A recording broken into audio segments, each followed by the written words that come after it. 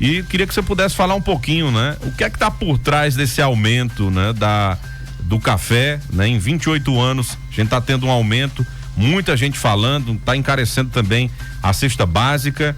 É imposto, é safra ou é os dois? Seja bem-vindo aqui ao nosso programa. Muito obrigado pelo convite. Para mim é um prazer estar aqui nesse momento compartilhando essa informação com vocês.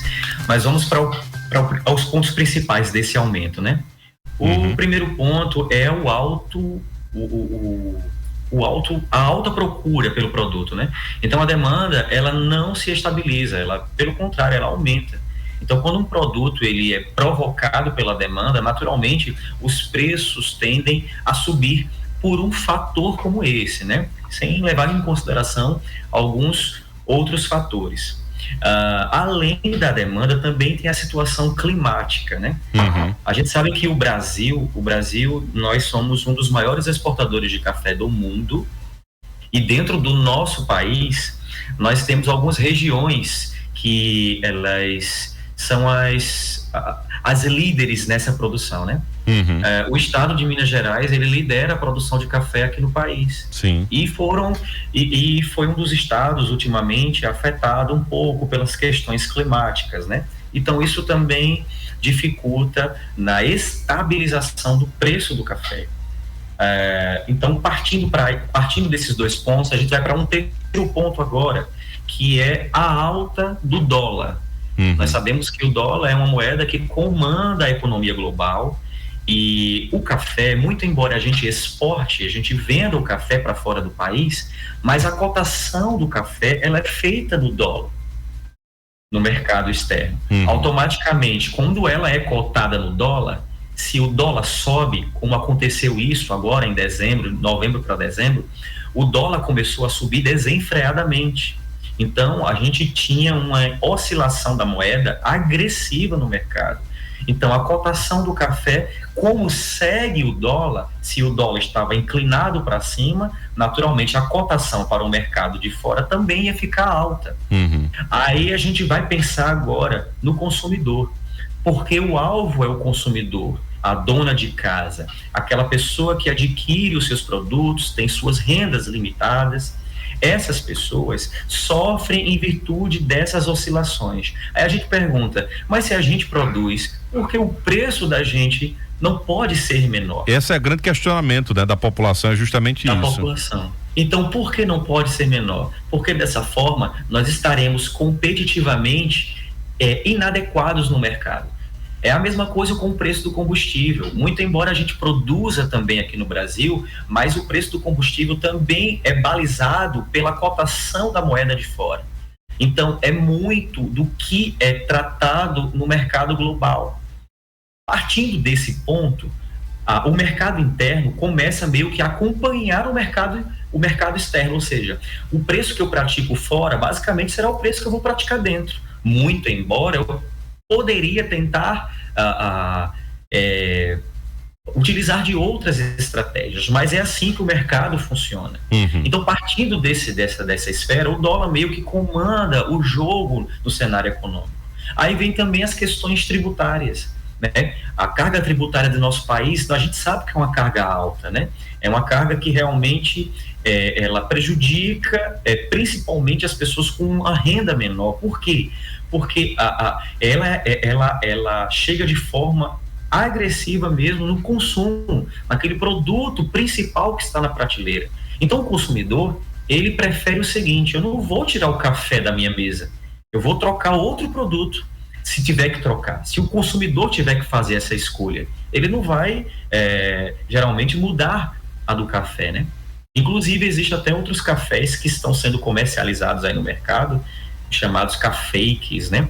Que não é um café, não é o café de fato que a gente conhece, mas são outras composições que simulam o café e que alguns consumidores estão começando a querer abraçar essas novas composições por questões de poder econômico.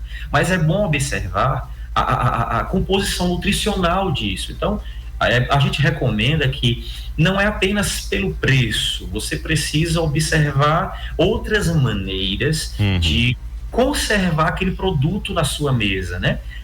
Infelizmente, a gente fala dessa forma porque a gente tem uma realidade difícil no nosso país, né? Então, todo consumidor, ele já vive no limite da sua corda. Então, qualquer oscilação que dê nos produtos essenciais da mesa do consumidor vai ser sentida. Se o gás de cozinha altera, se o café, se os produtos da cesta básica, se o pão altera de preço, tudo isso vai refletir no consumo que já está limitado, né? Exatamente. Então é muito preocupante quando a gente é abordado, quando a gente é, na verdade, colocado diante dessa situação. Porque uma pessoa que tem uma determinada condição financeira, ela não vai sentir essa agressão. Vai diminuir um pouco o dinheiro que ela possui, mas ela não vai sentir. Mas uma pessoa que ela precisa, que ela tem a sua renda já programada, é ruim para ela, né? Sem dúvida. Isso é importante, você falando sobre alta de preços, né? A gente tem percebido que ultimamente a gente vem sofrendo com a questão das safras, né? Mesma coisa do azeite, né? Se for no supermercado mesmo, o azeite tá um absurdo, né? Sim. Tentaram até fazer agora uma composição, uma mistura, né? De óleo, Isso. de outro óleo com a mistura de azeite para baratear, né? Mas não é a mesma coisa de um azeite extra virgem, né? Um azeite original. Também essa questão de oliveiras, né? Da safra, e isso, como você colocou e muito bem, encarece a vida, né? Do cidadão, que a maioria da população tem um salário mínimo como base, então fica caro, né? Para manter justamente isso, né, Paulo? É um jogo de cintura muito complicado para a população brasileira lidar também com esses aumentos, né? Difícil porque essa safra, a última safra coletada, ela foi alcançada por essa instabilidade econômica. E a previsão de uma nova safra no Brasil é entre abril e maio. Então é provável que até meados de abril os preços desses produtos continuem elevados ou em oscilação, mas não para baixo, devido à safra toda ter sido afetada pela alta de preços. Sem sombra de dúvidas, né? Então, a expectativa é que continue ainda nesse patamar de preço, né? Pelo menos nos próximos 2 meses.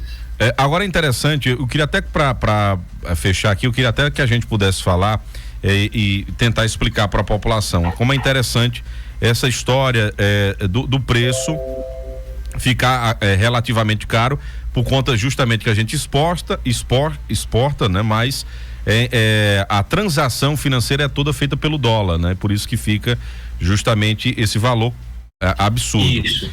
Aí entra a expressão política cambial, né? Isso, exatamente. Não sei se é de conhecimento de todos que escutam, mas entre outras palavras, de uma forma clara, é justamente o dólar. Se o dólar sobe, o preço vai subir. Entendeu? Exatamente.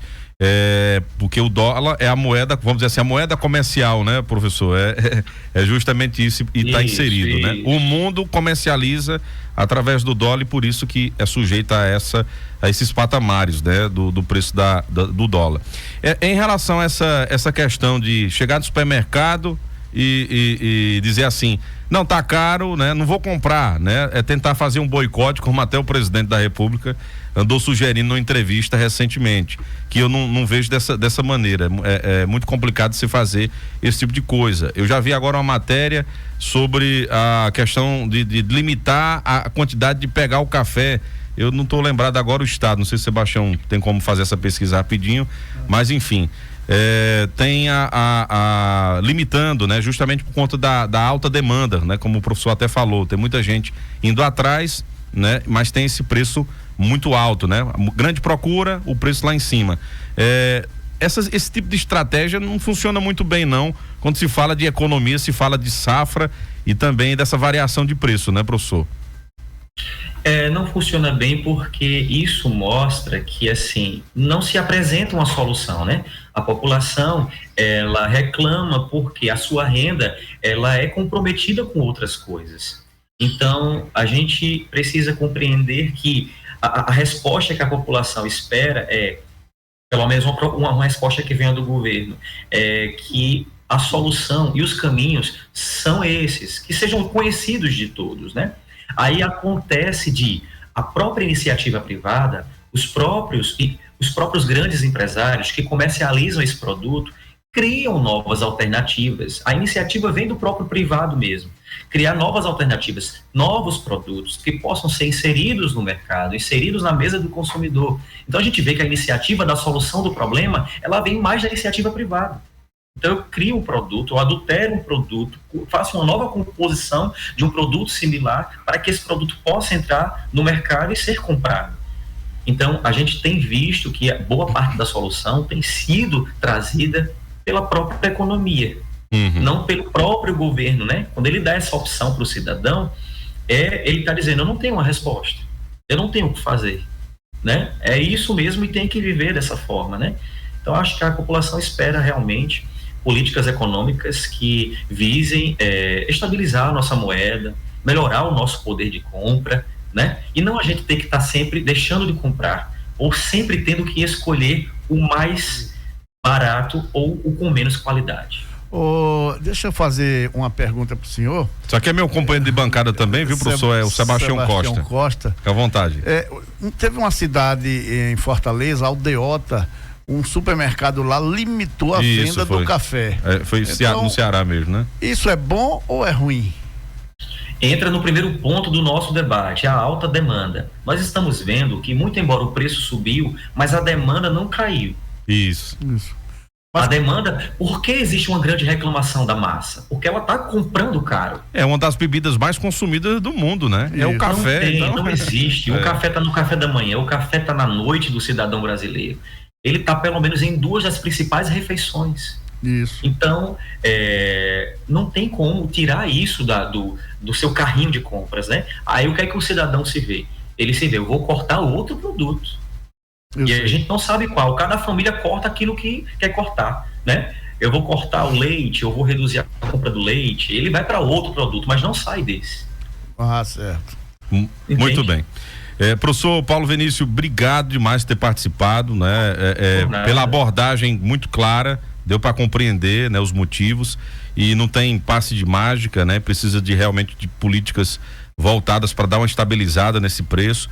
E quando fala de alimentos é isso, né? A população, é a grita da população, e como eu disse agora há pouco, você mexer com a bebida mais consumida do mundo é difícil, né? Realmente as pessoas vão chiar, vão reclamar, e tá nisso, né? E a gente tem aqui essa missão de estar explicando realmente o que está acontecendo de fato. Muito obrigado. Numa próxima oportunidade, se Deus quiser, a gente vai estar entrando em contato aí para falar de mais dentro dessa área também de atuação do professor. E parabéns aí pelo seu trabalho também na docência, viu? Muito obrigado por ter participado aqui do nosso programa.